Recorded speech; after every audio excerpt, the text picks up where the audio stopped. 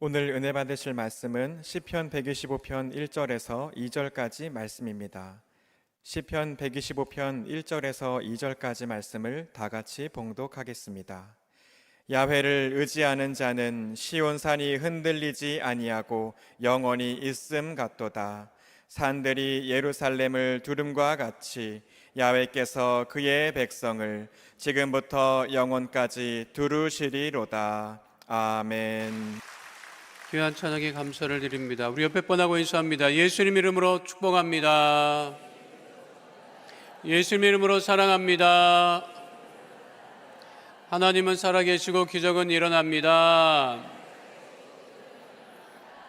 자, 오늘 말씀의 제목은 내 마음의 댐퍼라고 하는 것인데요, 함께 따라하겠습니다. 내 마음의 댐퍼. 댐퍼라고 하는 말 처음 들어보신 분도 계실 거예요. 우리나라에서 가장 높은 빌딩은 무슨 빌딩이에요? 높은 건물. 여기 저기서 보이는 그 롯데타워가 가장 높지요. 높이가 555m라고 해요. 123층의 초고층 건물로 세계에서 5번째로 높은 건물이라고 합니다.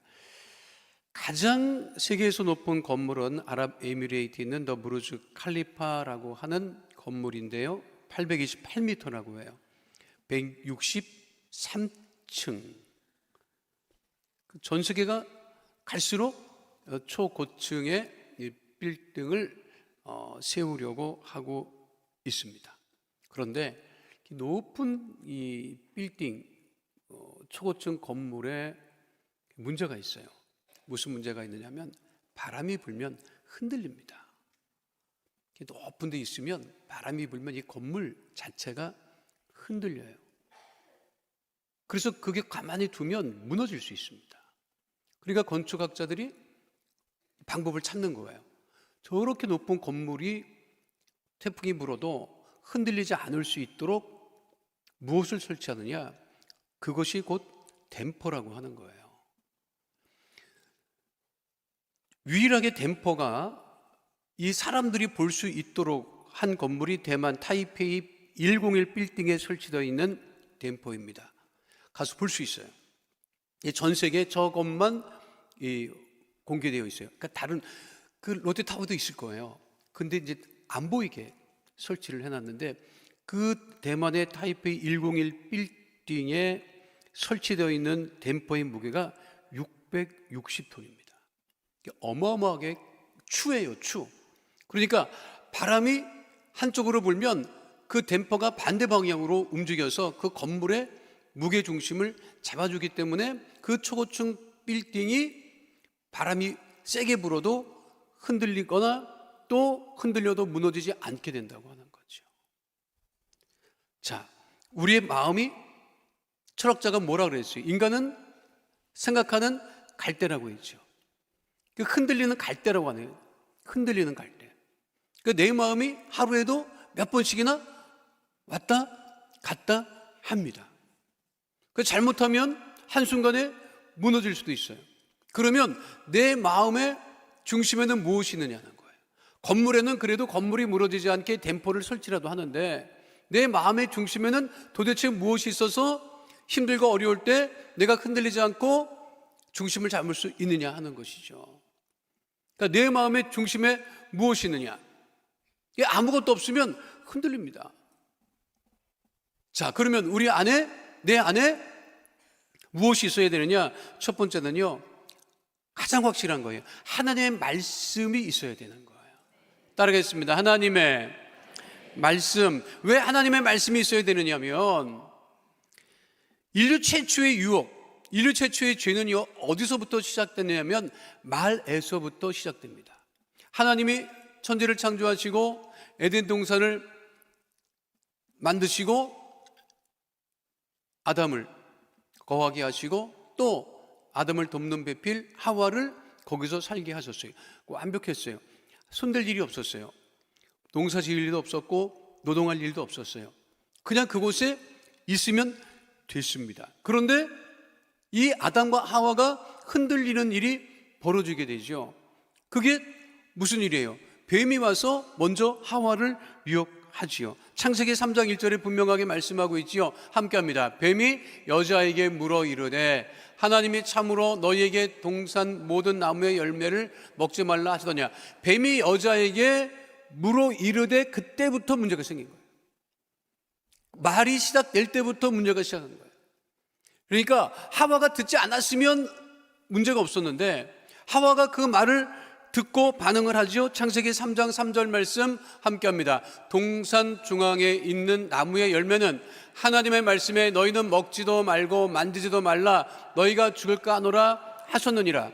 그런데 그 뒤이어서 뱀이 뭐라고 이야기합니까? 창세기 3장 4절로 5절 말씀 함께합니다. 뱀이 여자에게 이르되 너희가 결코 죽지 아니하리라. 너희가 그것을 먹는 날에는 너희 눈이 밝아져 하나님과 같이 되어 선악을 알 줄 하나님이 아심이니라. 뱀이 여자에게 이르되 또 말한 거예요.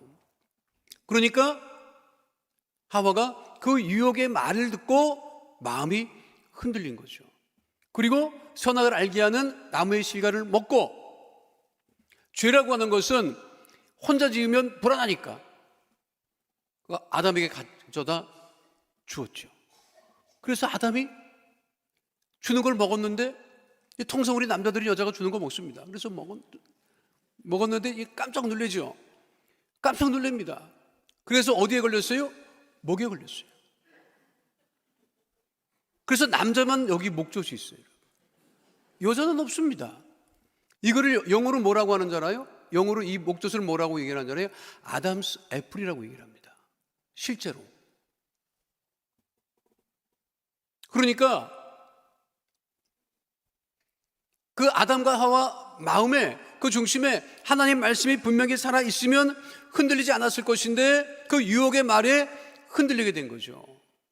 그러니까 지금도 우리를 흔드는 것은 뭐예요? 말입니다. 말이에요. 가만히 있는데 나 오늘부터 망가질 거야, 죄질 거야 이렇게 생각하는 사람은 없습니다. 옆에서 흔들어요. 무엇을 흔든다? 말로 흔드는 거예요. 유혹의 말이 들려오는 거예요. 탐욕의 말이 들려오는 거예요. 그 말에 내가 흔들리게 되는 거죠. 그런데 그 말이 들려와도 흔들리지 않을 수 있는 것은 무엇이냐? 내 안에 하나님 말씀이 살아있으면 흔들리지 않는다는 거예요. 여러분, 믿음이 좋아도 흔들립니다. 여러분, 믿음이 좋아도 흔들려요. 말을 들으면 흔들려요.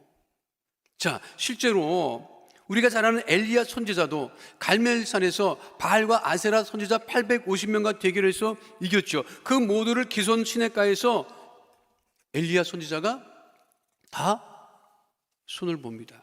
근데 그 소식이 바알과 아세라 선지자를 섬겼던 이세벨 여왕의 귀에 들어가죠. 그러니까 이세벨 여왕이 뭐라고 했는지 아십니까? 열왕기상 19장 2절 말씀 함께 하도록 하겠습니다. 이세벨이 사신을 엘리야에게 보내어 이르되 내가 내일 이맘때는 반드시 내 생명을 저 사람들 중 한 사람의 생명과 같게 하리라. 그렇게 하지 아니하면 신들이 내게 벌 위에 벌을 내림이 마땅하니라 한지라. 바알과 아세라 선지자 850명이 다 엘리야 손에 의해서 죽었다고 하는 말을 듣고 이세벨 여왕이 어떻게 했다는 거예요? 사람을 보내서 너도 그와 같이 될 것이다. 너 내가 가만 안 둔다. 이렇게 했는데 엘리야 선지자가 어떻게 반응했는지 알아요? 그 말에 급격하게 흔들립니다. 그리고 어떡하지요? 부엘세바 광야로 들어가서 거기서 하나님께 기도합니다.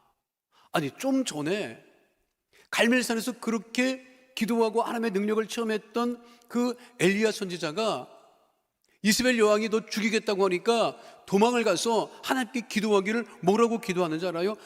긴데 단 한 문장으로 얘기하면 차라리 죽여 주시옵소서요. 그것이 열왕기상 19장 3절로 4절 말씀에 분명하게 언급되어 있습니다. 함께합니다. 그가 이 형편을 보고 일어나 자기의 생명을 위해 도망하여 유다에 속한 부엘세바에 이르러 자기의 사원을 그곳에 머물게 하고 자기 자신은 광야로 들어가 하룻길쯤 가서 한 로뎀 나무 아래에 앉아서 자기가 죽기를 원하여 이르되 야훼여 넉넉하오니 지금 내 생명을 거두시옵소서. 나는 내 조상들보다 낫지 못하니이다 하고. 무슨 기도예요? 하나님께 차라리 죽여달라고 기도한 거예요. 제가 이 본문을 읽을 때마다, 묵상할 때마다 하나님께 묻습니다. 하나님, 아니 그 위대한 엘리사 선지자 모양 빠지게 그거를 그냥 성경에서 없애버리지. 그걸 뭐 하나님 뭘 기록해놨어요.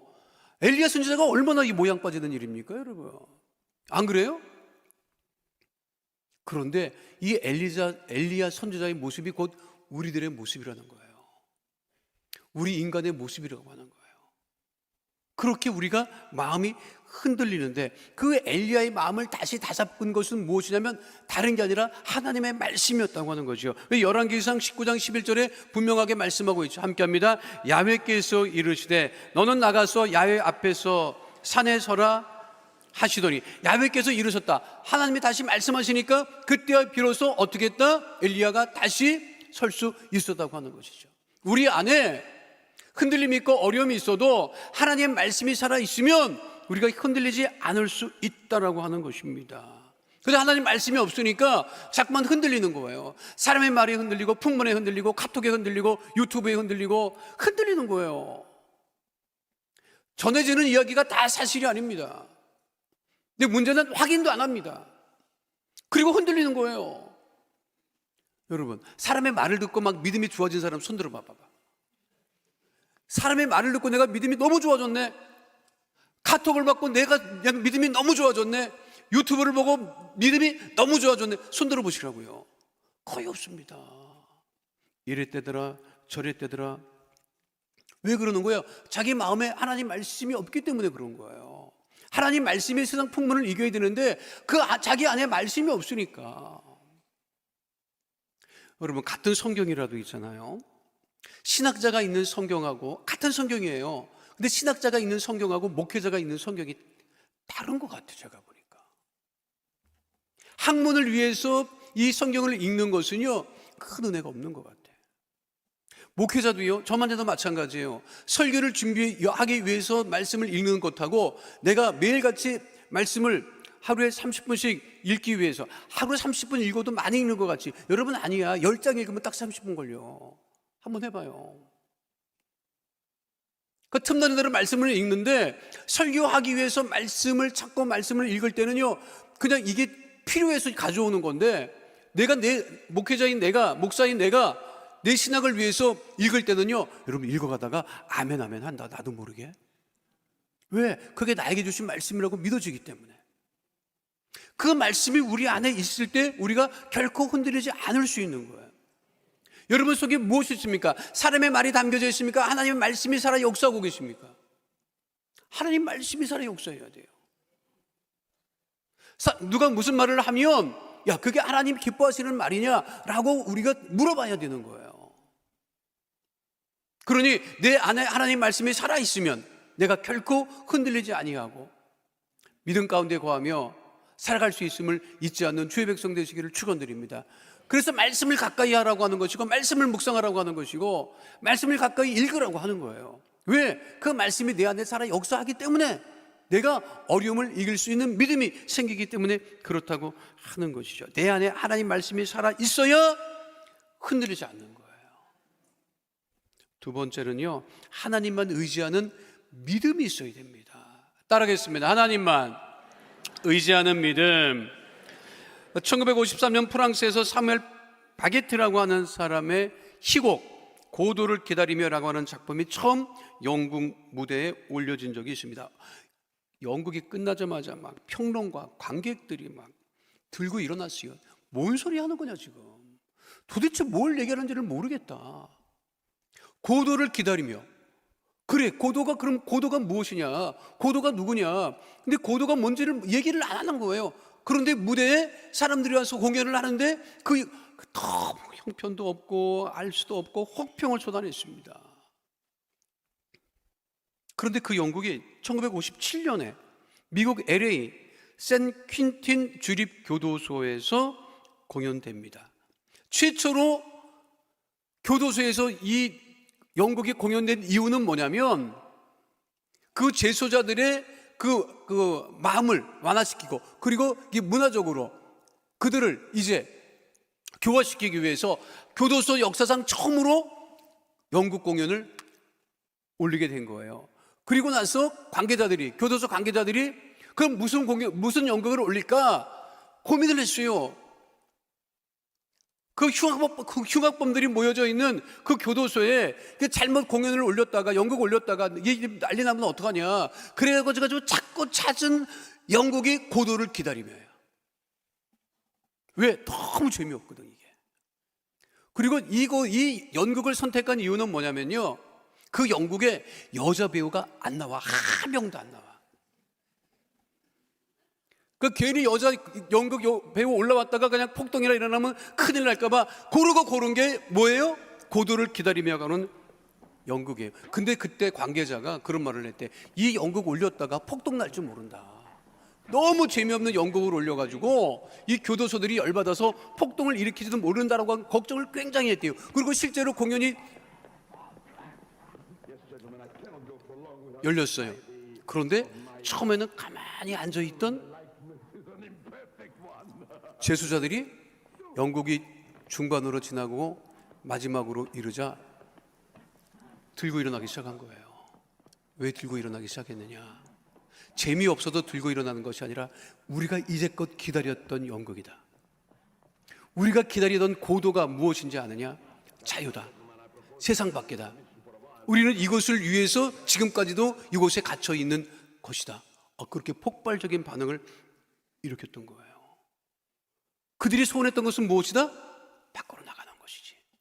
근데 그 연극이 그거를 잘 표현해 주었기 때문에 그 재수자들이 아주 폭발적인 반응을 일으켜서 지금도 이것이 큰 이야기거리가 되고 있고, 이 고도를 기다리며 하는 이 연극은요, 지금도 전 세계적으로 계속, 우리나라에서도 계속해서 초연 이후에 지금까지도 상연되고 있는 연극이 고도를 기다리며입니다. 한번 가서 보세요. 재미는 없습니다.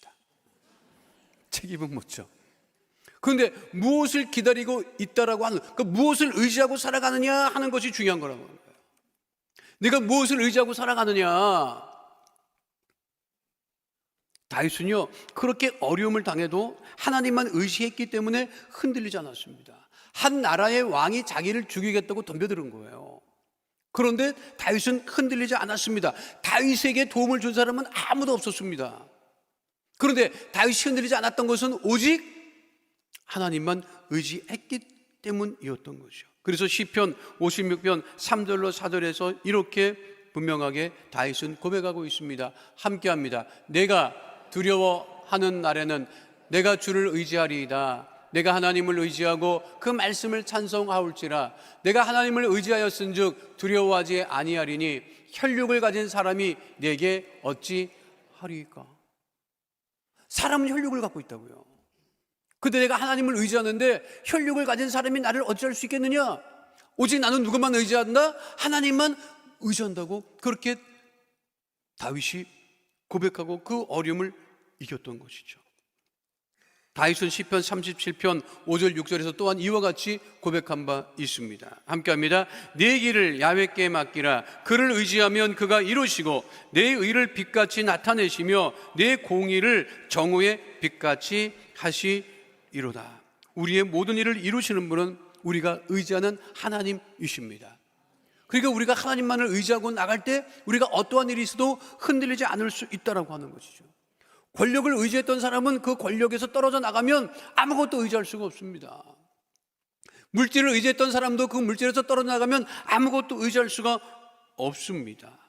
그러나 오직 우리가 하나님만 의지할 때 주께서 나의 힘이 되시고 나의 반석이 되시고 피할 산성이 되셔서 나로 요동치 않게 하실 수 있다라고 하는 것이지요. 우리나라 여류작가 중엔 이 세상을 이제는 떠났던 박안서라고 하는 소설가가 있습니다. 늦은 나이에 소설가로 등단을 해서 참 많은 작품으로 많은 사람들에게 영향을 주었죠. 그분이 57세 되던 해에 남편이 병으로 세상을 떠납니다. 그것도 가슴이 아픈데 남편이 세상을 떠난 3개월 이후에 5남매 중에 외아들인 아들이 갑자기 사고로 세상을 떠납니다. 남편 잃었죠. 외아들 잃었죠. 살 소망이 생기지 않았죠. 고백에 따르면 매일같이 잠을 이룰 수 없어서 술을 마시지 않으면 잠을 잘 수 없었다. 그런데 그 어려운 그 힘든 과정을 어떻게 이겨냈느냐? 글 쓰는 분이니까 작품으로 이겨냈어요. 그 당시에 그 구구절절했던 그 심정을 기록한 책이 한 말씀만 하소서라고 하는 작품입니다. 무슨 말이에요? 하나님, 내가 심히 죽게 생겼습니다. 내가 견딜 수 없습니다. 그러니 주님, 한 말씀만 하여 주시옵소서. 그 말씀이, 하나님을 의지했던 그 믿음이 그를 다시 일으켜 세웠던 것입니다. 우리가 찬송가 543장 찬양하죠. 어려운 일 당할 때 나의 믿음 적으나 의지하는 내 주를 더욱 의지합니다. 세월 지나갈수록 의지할 것뿐일세 무슨 일을 당해도 오직 예수 의지합니다. 우리가 세상에 살면서 흔들리지 않을 수 있는 것은 오직 우리 하나님, 우리 주님만 의지하고 나갈 때 우리가 어떤 일이 있어도 흔들리지 않고 살아갈 수 있음을 잊지 않는 믿음의 백성 다 되시기를 축원드립니다. 마지막 세 번째는요, 성령의 인도하심을 따르는 믿음이 있을 때 우리가 흔들리지 않을 수 있습니다. 함께 하겠습니다. 성령의 인도하심을 따르는 믿음. 그 성령을 우리가 보혜사 성령이라고 하죠. 요즘은 자동차를 타고 다니면 다 내비게이션의 도움을 받습니다. 아주 그냥 길을 알아도 매일 가는 길이라도 일단 틀어놔요. 그래서 가지요. 똑똑하긴 하더라고. 가끔 보면 야, 이 똑똑하겠다. 근데 이렇게 비 오는 날은요, 인도하는 대로 갈 수도 없어요. 저도 어제 일이 있어서 밖으로 좀 나왔는데 지하철도로는 가고 싶지가 않더라고. 보장할 수 없으니까. 안전을 보장받을 수 없으니까. 그런데 우리 인생을 살아감에 있어서 누구의 인도하심을 받고 우리가 살아가고 있습니까? 하나님의 인도하심을 따라 살아가야 되는데, 성령의 인도하심을 따라 살아가야 되는데 그냥 자기 뜻대로 자기 의지대로 살아갑니다. 그러니까 인생이 어떻게 돼요? 인생이 제대로 가고 있습니까? 막 가고 있습니까? 막 간다고. 그래서 우리나라에만 있는 말이 무슨 파예요? 막가파예요. 막 갑니다. 왜 막 가는 거예요? 인도하심이 없으니까 막 가는 거예요. 예수를 믿어도 막 간다고. 막 갑니다. 여러분, 그냥 갈 때까지 가요. 왜 그러는 거예요? 성령의 인도하심을 따라 살지 않기 때문에 그런다는 거예요. 가장 미국적인 배우를 얘기를 할 때, 그러니까 미국에서 가장 미국적인 배우를 이야기할 때, 지금은 이제 한 사람은 세상을 떠나고 한 사람은 나이가 많이 들었습니다만, 로버트 레드포드라고 하는 사람과 이 폴 뉴먼이라고 하는 배우가 있었습니다. 폴 뉴먼은 세상을 떠났고 로버트 레드포드는 지금도 있지만 이제 나이가 굉장히 많이 들었더라고요. 가장 미국적인 남자 배우다. 근데 이 두 사람이 주연했던 그 유명한 영화 중에 내일을 향해 쏴라라고 하는 영화가 있어요. 영화 재밌죠. 마지막 장면은요, 영화사의 길이 남을 명장면입니다. 두 사람이 자기를 잡으러 온 군대 포위당해서 이야기하는 거예요. 어떡할까? 그냥 나가자. 지금 유명한 마지막 장면이야. 근데 저 마지막 저걸로 끝이라고. 왜? 벌집 돼서 다 죽으니까. 그런데 어떻게? 막 갚아야. 막 나가는 거예요, 여러분. 근데 저 사람들은 좋은 일 하다가 막 가냐? 아닙니다. 은행 강도. 자기 인생을 막 살다가 결국 막 죽었어요. 그런데 우리의 내 인생을 내가 인도해서 살아가지 아니하고 보혜사 성령, 나를 인도하시고 나를 도우시는 성령의 인도하심을 따라갈 때 우리가 흔들리지 않고 믿음으로 굳세게 올바르게 나갈 수 있다라고 하는 것입니다. 예수님 부활하고 승천하신 다음에 누구를 우리에게 보내주신 거예요? 성령님을 우리에게 보내주셨고, 우리는 성령의 인도하심을 따라 살아가는 거죠. 그래서 이 보혜사라고 하는 한자가요, 무슨 뜻입니까? 보자는 보호하다는 뜻의 보자고요, 해자는 도와주다, 그리고 사는 가르쳐주는 선생을 의미합니다. 헬라어 파라클레토스라고 하는 이 보혜사는, 파라라고 하는 것은 옆에라고, 곁에. 그래서 기생충을 파라사이트라고 하는 거예요. 붙어서 가니까. 그러니까 파라라고 하는 뜻은 옆에. 그런데 그 클레토스는 뭐냐면 도움이 된다. 그러니까 성령은 어떤 분이냐? 내 옆에서 나를 도우신다고 하는 것이죠. 나를 변호하시고 나를 인도하시고 내가 무슨 말을 할지를 가르쳐 주신다. 그 구체적으로 보혜사 성령의 역할은 요한복음 14장 26절에 언급되어 있습니다. 함께합니다. 보혜사 곧 아버지께서 내 이름으로 보내실 성령, 그가 너에게 모든 것을 가르치고 내가 너에게 말한 모든 것을 생각나게 하리라. 그 보혜사 성령은 우리에게 진리의 영이 되신다고 요한복음 16장 13절은 분명하게 말씀하고 있습니다. 함께합니다. 그러나 진리의 성령이 오시면 그가 너희를 모든 진리 가운데로 인도하시리니 그가 스스로 말하지 않고 오직 들은 것을 말하며 장래일을 너에게 알리시리라. 요즘에 부동산이 막 오르고 내리고 막 요동을 칠 때마다 유튜브에서 그냥 전문가라는 사람이 뭐 오를 것이다 얘기하고 뭐 내릴 것이라고 얘기하고 수업도 얘기해요. 그런데 그렇게 얘기하는 사람들이 다 맞느냐? 맞지 않아요. 떨어질 때는 올랐을 때 얘기하던 사람이 다 사라지고, 야 뻔뻔스러워. 내가 봤을 때는 그렇게 오를 거라고 몇 년 전까지만 해도 그냥 난리를 치던 사람들이 떨어지니까 다 사라지고, 지금은 떨어질 거라고 하는 사람이 막 또 이렇게 얘기를 하는데 요즘에 조금 또 꿈틀거리니까 또 다 사라지고, 근데 수없이 많은 사람들이 그 멋에 들렀다 왔다리 갔다리 하고, 지금도 여기 앉아있는 분들이 이거를 팔아야 될까 사야 될까 고민하는 분이 많을 거예요. 여러분 사람의 말을 듣고 왔다리 갔다리, 여러분 세상에 전문가가 어디 있습니까? 여러분 다들 그렇게 생각해. 사건이 터지고 나면 전문가가 나오더라고. 안 그래요?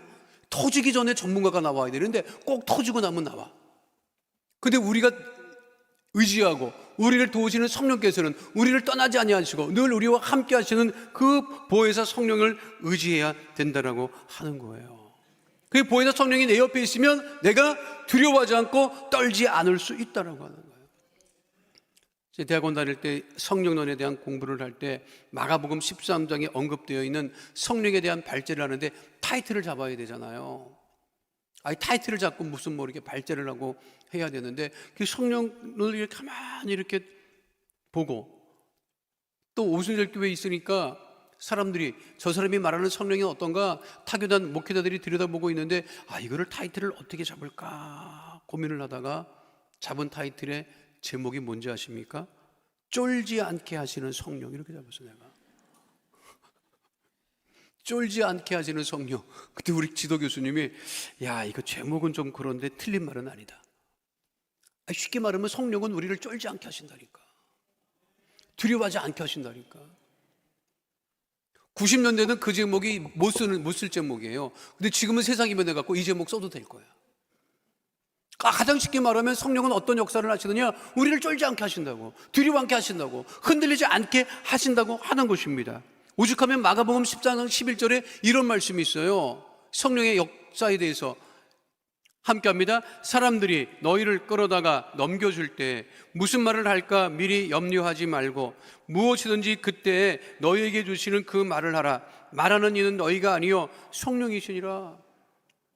그러니까 주께서 인도하시는 대로, 성령이 말씀하시는 대로 역사할 때, 말할 때 성령의 충만한 역사가 넘쳐나는 거예요. 한참 그 당시 전도할 때인데 한 그 대학생이, 그때는 이제 캠퍼스 사역하는 크리스천 대학생들이 많았어요. 근데 그 같은 과의 한 아이를 전도하려고 그렇게 애를 썼다고. 근데 타이밍이 안 맞아갖고 복음을 못 전하고 있었어요. 근데 그날도 학교에 이제 가면서 내가 오늘은 그 친구에게 꼭 그 말을 해야지, 복음을 전해야지, 그렇게 하고 올라가는데 이 친구가 수업을 따라 올라가는데 그 친구는 무슨 급한 일이 있는지 계단을 따라 내려오는 거예요. 그래서 이 순간을 놓치면 안 되겠다 싶어가지고 그 친구를 불러다 놓고 아무개야, 그래서 왜? 나 급해서 딴 데 좀 가봐야 돼 하는데 복음을 전한 거예요. 근데 준비한 거는 그 짧은 시간에 전할 수 없어. 그래서 어떻게 복음을 전했냐? 너 예수 믿어야 돼, 이렇게 얘기했다는 거야. 그리고 그 친구가 내려가면서 그랬다는 거야. 예수 안 믿으면 어떻게 되는데? 그랬대요. 그리고 예수 안 믿으면 어떻게 되지요? 지옥 가 그랬다는 거야. 근데 그 친구는 그렇게 갔어요. 근데 일주일 있다 그 친구가 다시 왔다는 거야. 교회 좀 데려다 달라고. 왜 그랬니? 왜? 그랬더니 야, 네가 그때 일주일 전에 계단에서 만났을 때 너 예수 안 믿으면 지옥 간다고 하던 말이, 그 말이 그 친구 머리에서 떠나지가 않았던 거야. 그것이 성령의 역사인 거예요. 내가 무엇을 해야 될까 아무리 애쓰고 수고하고 그래서 해결되는 것이 아니라 성령의 인도하심을 받고 성령의 말하심을 따라 말하게 될 때 하나님께서 역사하시는 것이죠. 그러니까 우리가 세상에 힘들고 어려운 일이 많고 괴로운 일이 많아도 우리가 오직 오늘 주신 말씀과 같이 하나님 말씀이 내 안에 살아 역사하고 계시면 내가 흔들리지 아니하고, 어떤 환경 가운데서도 하나님, 다윗과 같이 하나님을 의지하면 내 믿음이 흔들리지 아니하고, 아무리 괴로운 일이 있어도 성령의 인도하심을 따라 우리가 살아가면 이 험난한 세상을 믿음으로 이기고 나갈 수 있음을 잊지 않는 주의 백성 다 되시기를 축원드립니다. 주의 성령께서는 지금도 우리와 함께 하시고 내 곁에서 우리를 도우고 계시고 나를 위해 친히 하나님께 간구하고 계시기 때문에 오직 주의 성령의 인도하심을 따라 그 내 믿음이 여러분 속에 정말 큰 건물을 흔들리지 아니하게 하는 그 댐퍼와 같은 그러한 믿음의 역사가 여러분 속에 차고 넘침으로 결코 이 세상을 살아가면서 흔들리지 아니하고 낙심하지 아니하고 좌절하지 아니하고 오직 주님만을 바라보고 넉넉히 이기고 승리하는 주의 백성 다 되시기를 축원드립니다. 거룩하신 아버지 하나님, 내 인생의 중심을 잡아주고 있는 것이 무엇입니까? 오직 하나님의 말씀이 되게 하여 주시옵소서. 하나님만 의지하는 믿음 가운데 거하게 하여 주시옵소서. 하나님, 다른 것을 의지하고 다른 것에 인도하심을 받는 것이 아니라 오직 내 곁에 나를 도우시는 성령의 인도하심을 따르는 믿음으로 살아가게 하여 주셔서 하나님, 결코 흔들리지 아니하는 믿음 가운데 거하는 하나님의 거룩한 자녀 다 되어지게 하여 주시옵소서. 주께서 늘 우리와 함께 하시고 복 주심을 감사드리며 좋으신 우리 주 예수 그리스도의 이름으로 기도하옵나이다.